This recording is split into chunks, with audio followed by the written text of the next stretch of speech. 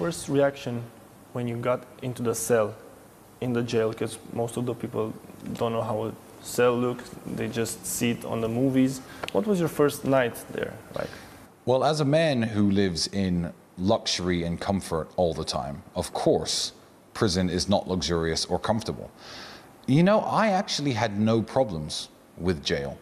I didn't get upset in jail. I didn't get angry in jail. I didn't get frustrated in jail.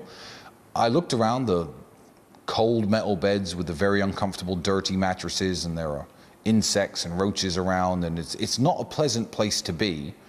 But that also makes me happy, because I don't believe criminals deserve comfort. The only injustice for me was that I was there. But when I heard the stories of some of the other men who were in jail with me, this guy beat an old man with a shovel, this guy stole from an old lady, this guy is a real human trafficker, this guy's a pimp, that guy's a drug dealer, I was like, you know what, good, I'm glad jail sucks, because I don't think criminals deserve luxury. So I wouldn't change a single thing about jail, apart from the fact that they sent me there. Even on my way to prison, I was asking the guards, like, so what's jail like? Do I have to fight anybody? Is someone gonna attack me? I was checking the grip on my shoes to make sure that my shoes had good grip, just in case, you know. I was prepared for jail because I'm prepared for everything. With an American. Did anyone check the cameras from the house? All of the cameras recorded for a whole year previous to the police coming and raiding the house. When the police came to raid the house, I took the DVRs for the cameras, I handed them over, and I said, just look at these, and you'll let me go. This is my ticket out of this stupid situation. You can watch this, and you can close the case.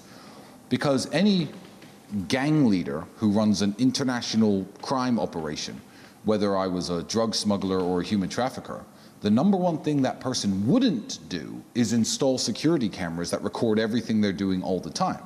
So if you watch a year of footage from what is supposedly the criminal headquarters of an international human trafficking gang, I find it very strange that not one single image from my CCTV, not one, is in the criminal indictment.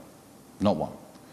Because if you watch my entire life for a year, it's very boring. I sit at that computer, I work, I sit around and have drinks with my friends. Everyone comes and goes as they please. No one is locked in, no one is held captive.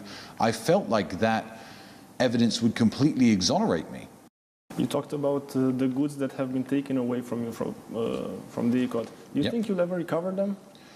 They took 11 cars, 6 watches, some bars of gold, some cash, some cryptocurrency. You know, they took my father's watch. My father's dead, and he had this cheap Casio watch that cost maybe $100. That was in my safe because it's precious to me. And they were ordered to take all the watches in my safe. And they took, obviously, some very expensive ones, but they also took that one. At this point in the proceedings, I don't know or care what I get back. I mean, you can't take a Ferrari and park it for 8 months without ever starting the engine, without maintaining it. I'm gonna get these cars back. There are gonna be faults and problems with them. You know, if I lived in a perfect world, I'd say, stop telling people I'm a criminal, keep the bloody cars. I don't care. You know, so I don't have any hopes of getting them back. I hope I'll get them back because I can sell them and, you know, get some money back because I've lost a lot of money from this. But I just want my dad's watch. That's it.